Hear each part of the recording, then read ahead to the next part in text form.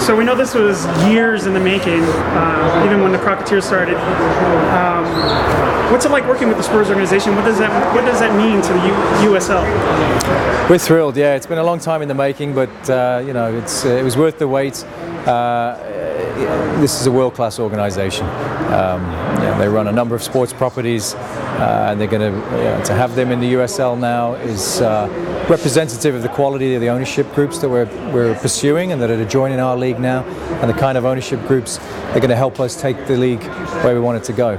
So we're thrilled. We're so excited to work with these guys. As I said, it's a world-class organization. The management team are fantastic. We had the good fortune to attend one of the Spurs games last night, and from top to bottom, the pride everybody takes in working with this organization or for this organization is evident.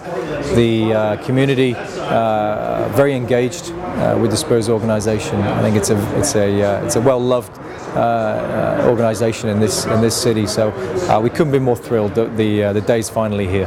Can you speak a little bit? And I know San Antonio fans are excited about it, to be in this league and to have regional rivals, a couple in Oklahoma and a couple in Texas. Yeah, look, we've expanded rapidly over the last couple of seasons, but deliberately, strategically, and we do that with a focus on regional rivalries. We have a national footprint, but we feel it's critical for the game to thrive that you have those regional rivalries. You can create those derby games.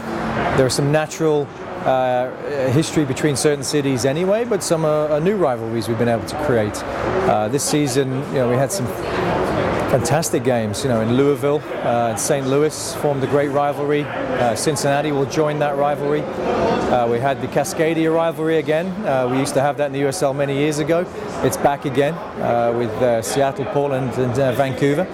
LA, Sacramento, although not that close, they formed a real spicy rivalry this year. And so what we were able to see is more than ever fans in increasing numbers able to drive, travel, support their teams on the road, and so it really adds to the experience in the venue when you've got opposing fans. You've got a few hundred or more visiting supporters groups in the stadium. You get that banter going backwards and forwards. It's great for the players to play in those environments. So that's critical. Teams don't need to be out on an island.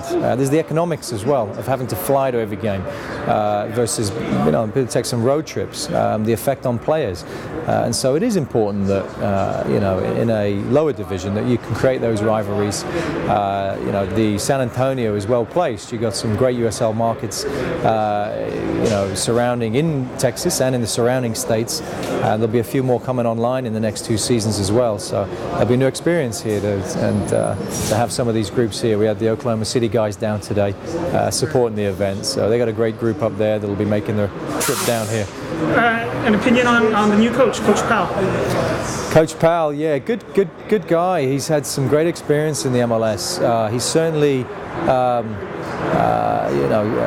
he got a good pedigree, both achieved some great success at the university level. He's worked at one of the best football clubs in the US.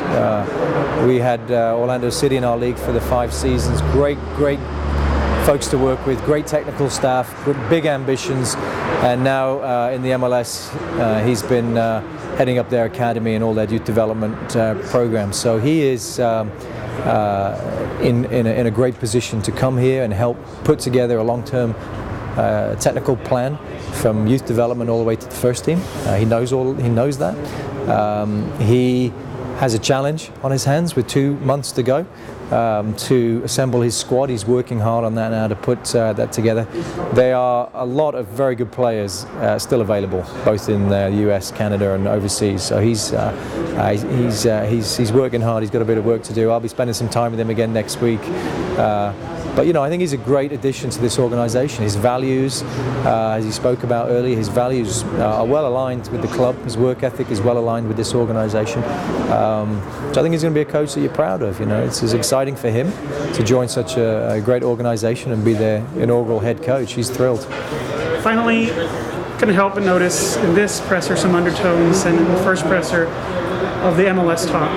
What is USL stance, especially a new expansion club, having those goals? Look, we are an ambitious league. we have some big goals as a league.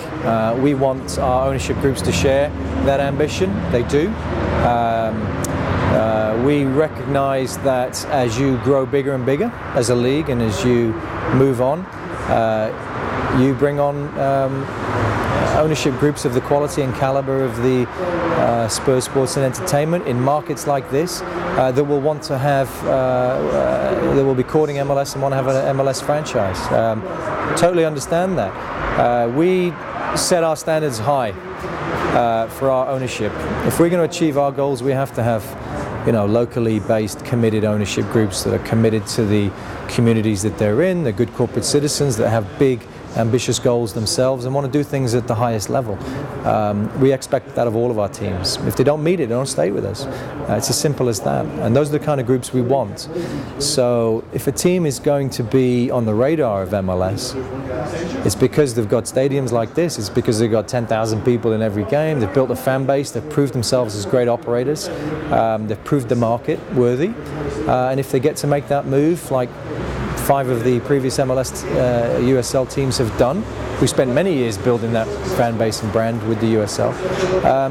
That's fine. That's fine. We support that. If we had all of our teams operating at that level and doing those kind of things and executing like that, and we're in great shape. That's what we want.